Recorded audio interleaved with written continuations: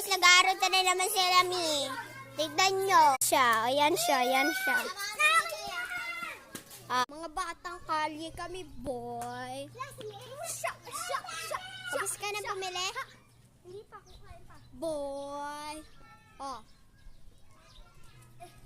Gangsta, comment nyo sa comment section. Mag-subscribe na rin kayo, boy.